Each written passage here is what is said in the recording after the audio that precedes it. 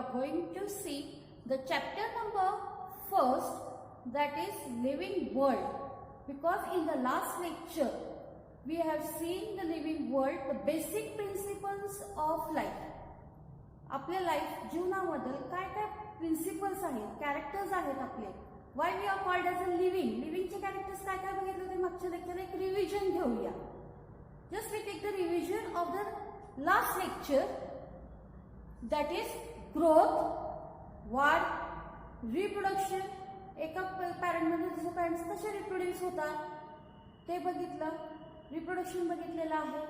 नंतर आपण कॉन्शियसनेस बघितलेला आहे, म्हणजे सेन्स बघितलेला आहे. मग तो फिजिकल असो, बायोलॉजिकल असो, केमिकल असो.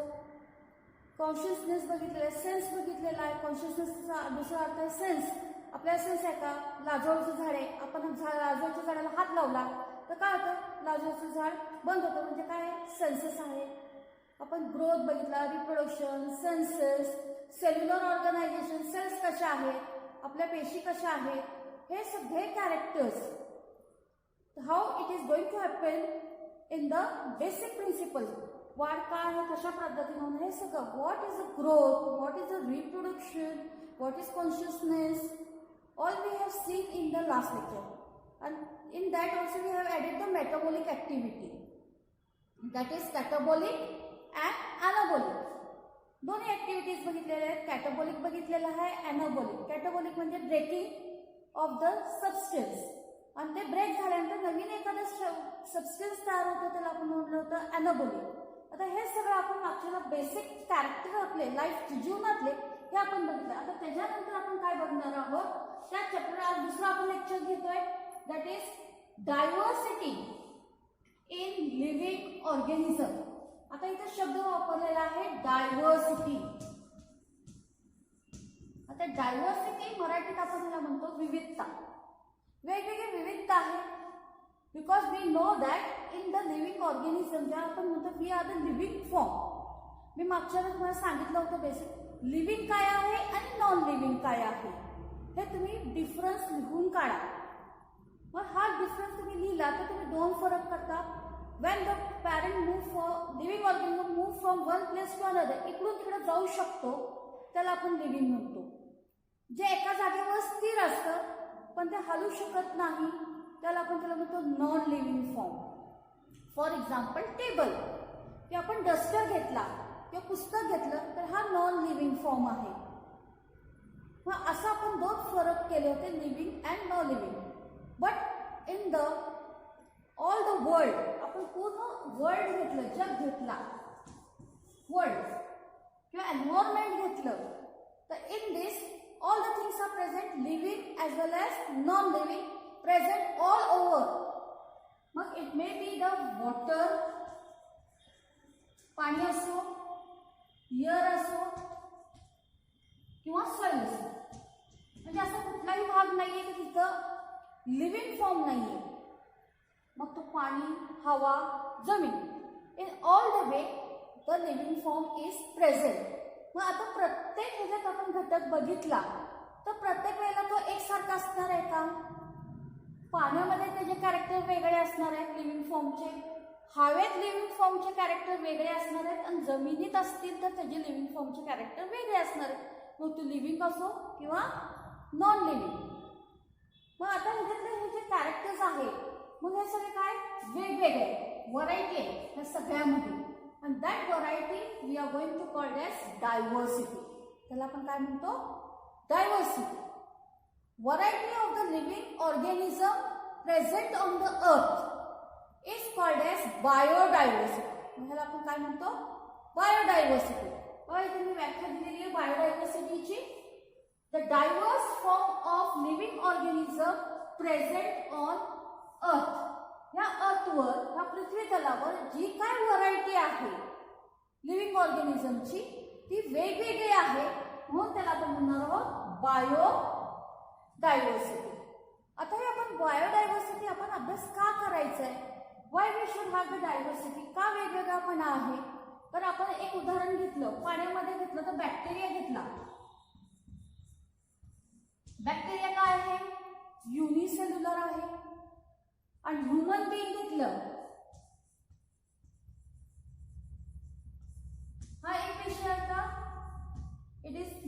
Multi cellular. दुसरं उदाहरण घेतलं प्लांट्स,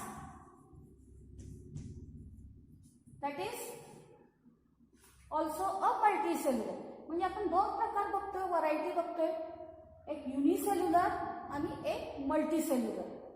मराठीत युनिसेल्युलर आपण म्हणतो एक पेशी आणि मल्टी सेल्युलरला बहुपेशी. हे तुम्ही 10वीला ऑलरेडी केलेलं आहे की युनिसेल्युलर काय आहे आणि मल्टी सेल्युलर हा प्रकार काय आहे. मग असेच हे व्हरायटी आपल्याला दिसते, कारण ह्युमन बिंग मधले कॅरेक्टर्स वेगळे आहेत, प्लांट्स मधले कॅरेक्टर्स वेगळे आहेत, बॅक्टेरिया मधले कॅरेक्टर्स वेगळे. आता बॅक्टेरिया आपण बघितलं तर तो बॅक्टेरिया आपल्याला पाण्यामध्ये पण दिसतो, हवेमध्ये पण दिसतो आणि मातीमध्ये सुद्धा मिळतो. म्हणजे काय दिसतं, बॅक्टेरियामध्ये सुद्धा आपल्याला काय मिळतात, व्हरायटीज मिळतात. There is a diversity present on the earth in the living form. मग आपण ते पहिलं कॅरेक्टर घेतलंय डायव्हर्सिटी. आता हे आपल्याला समजा इतकी व्हरायटी आहे ह्या सगळ्यामध्ये, आपण दुसरे कॅरेक्टर बघितलं तर व्हरायटी ऑफ लिव्हिंग ऑर्गॅनिझम्स हा present. We have the variety of the living organism. व्हरायटीचा अर्थ काय, विविधता. भरपूर विविधता मिळते. माझा कॅरेक्टर किंवा तुमचे कॅरेक्टर घेतले तर एकसारखे ते नसतात, ते प्रत्येक वेळेला काय असतात, वेगवेगळे असतात. We are the living being, human being आहे पण त्याच्यात सुद्धा व्हरायटीज आहेत. प्लांट्स घेतले तर प्लांट्समध्ये सुद्धा व्हरायटी आहे. आता आपण ह्युमन बिंग कशात घेतो, ॲनिमेलिया. तर आपण बघितलेल्या 10वीला 5 किंगडम्स तुम्ही अभ्यास केलेला आहे. मग त्या ॲनिमेलिया आणि प्लांटिंग, प्लांट्स हे प्लांट्स टी मध्ये येतात. मग झाडांमध्ये आपण दोन्ही लिव्हिंग फॉर्म आहोत, पण दोन्हीमध्ये काय विविधता आहे. आता पृथ्वी तलावर नुसतंच आपण ॲनिमल्स बघितले तर ते एकसारखे आहेत का, cat is different, dog is different, cow is different. म्हणजे त्याच्यात सुद्धा वेगवेगळ्या व्हरायटी आहेत. आपण गाय घेतली तर गायमध्ये सुद्धा व्हरायटी आहे. प्लांटमध्ये आपण तुळस बघितली, कॉमन घेऊया, ऑसिमम. तुळशीचं झाड बघितलं तर तुळस भरपूर व्हरायटी आहे. कापूर तुळस आहे, काळी तुळस आहे, पांढरी तुळस आहे. म्हणजे अशा व्हरायटी आहे त्या प्लांट्समध्ये सुद्धा. मग आपल्याला ह्याला प्रत्येक जागेवर गेलं तर आपल्याला त्याची नावं वेगवेगळ्या पद्धतीनं ऐकायला मिळतात. एक उदाहरण आपण घेऊया. For example we take the potato. बटाटा घेऊया, म्हणजे तुम्हाला अजून सोपं जाईल की why I talking about the variety. Potato, potato हा काय इंग्लिश कॉमन नेम आहे. मराठीत आपण पोटॅटोला काय म्हणतो, बटाटा. हिंदीमध्ये ह्याला म्हणतो आलू. म्हणजे प्रत्येक स्टेटमध्ये गेलं किंवा एका राज्यातून दुसऱ्या राज्यात गेलं तर त्याची नावं काय होतात, चेंज होतात. आणि अशी नावं चेंज झाली की त्याच्यात काय होतं, कन्फ्युजन होतं. मग हे कन्फ्युजन अवॉइड करण्यासाठी, हे गफलत होऊ नये म्हणून त्याच्यासाठी एक स्ट्रक्चर अवॉइड केला होता ज्याला आपण म्हणतो टॅक्झॉनॉमी. आता हे टॅक्झॉनॉमी तुमच्या ह्याच्यातून काय झालेलं आहे, डिलीट केलेलं आहे. मग ह्याला आपण हे ज्याला करतो त्याला आपण ह्याला ओळखायला पाहिजे. फॉर एक्झाम्पल पोटॅटो, हे तुम्हाला काय केलं पाहिजे, आधी माहीत असलं पाहिजे. म्हणजे तुम्ही काय केलेलं आहे, त्याचं आयडेंटिफिकेशन केलेलं आहे. त्याच्यानंतर आयडेंटिफिकेशन. आता आयडेंटिफिकेशन केल्यानंतर त्याचं तुम्ही सगळी माहिती कलेक्ट केलेली आहे. म्हणजे तुम्ही त्याला काय केलेलं आहे, कलेक्ट केलेलं आहे, कलेक्शन केलेलं आहे. एक उदाहरण म्हणजे बटाटा घेतलेला आहे. तसं कुठलीही गोष्ट आपल्याला माहीत पाहिजे असेल तर तुम्हाला ते आधी ओळखणं आलं पाहिजे.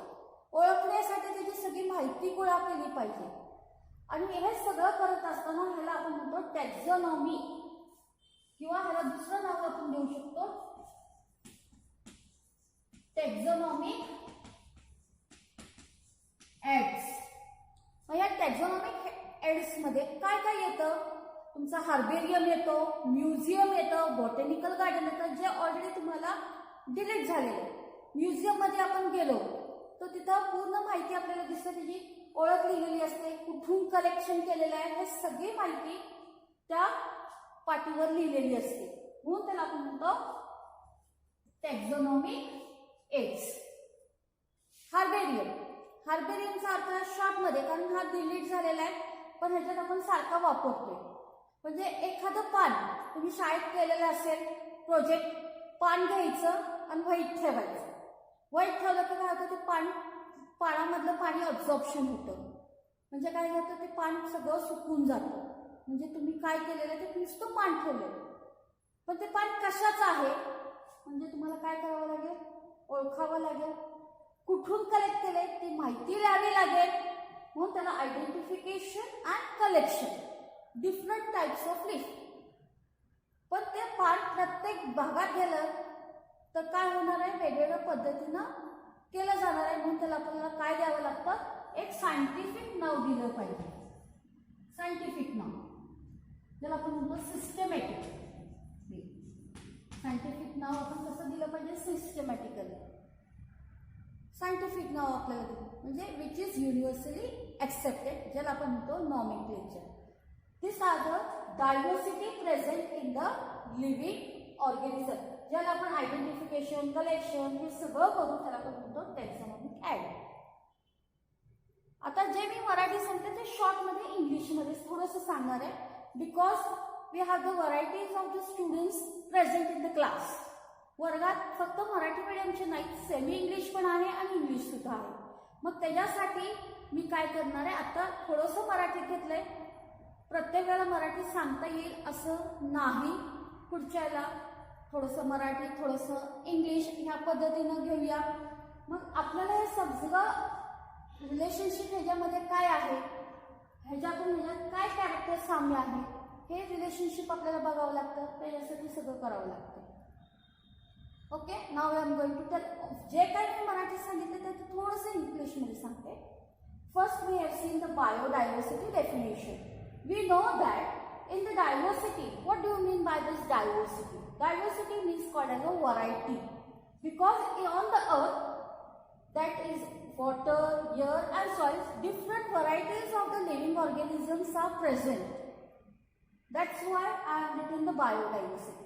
Just I have taken the one example to prove that why we have these varieties. First I have taken the example that bacteria is present in all the form: water, air and soil. Next, we have seen the human being and plants. Now these human beings are the multicellular structure, plant is the multicellular structure, and bacteria is the unicellular structure, which you have done in the 10th standard, the different 5 kingdom system. Now to prove that this variety, it is correlated with each other.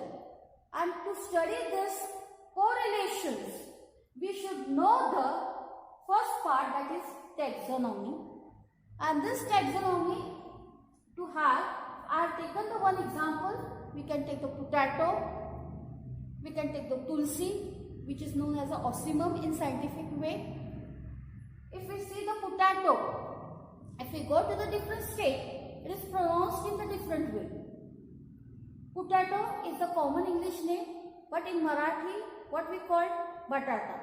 In Hindi, it is aloo. But if we go to the foreign countries, it is not the same. So we should have the scientific name to that potato.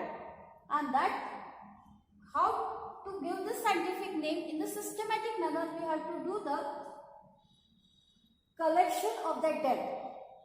We should have the collection of that potato characters. And after the potato collection characters, we should identify that is the potato. After doing the collections and identification, we are going to give the scientific name to that potato. And this complete collection, all this data is called as taxonomic aids. It is called as taxonomic aids. This taxonomic aids, it includes herbarium, museum, botanical garden etcetera. आपण ह्याच्यात botanical garden include करू शकतो, museum include करू शकतो. हे सगळा पहिला तुमचा टॉपिक आहे, that is chapter number first, living world 1.1. एकच युनिट आहे पण त्याच्यात 2 भाग केलेले. पहिला आहे बेसिक प्रिन्सिपल्स ऑफ लाईफ, त्याच्यातच हा तुमचा काय आहे, दुसरा पार्ट आहे डायव्हर्सिटी इन लिव्हिंग organism. आजच्या पुरतं एवढंच. Thank you. For the next lecture, we are going to start the next new chapter, that is systematic in living organism. Thank you very much.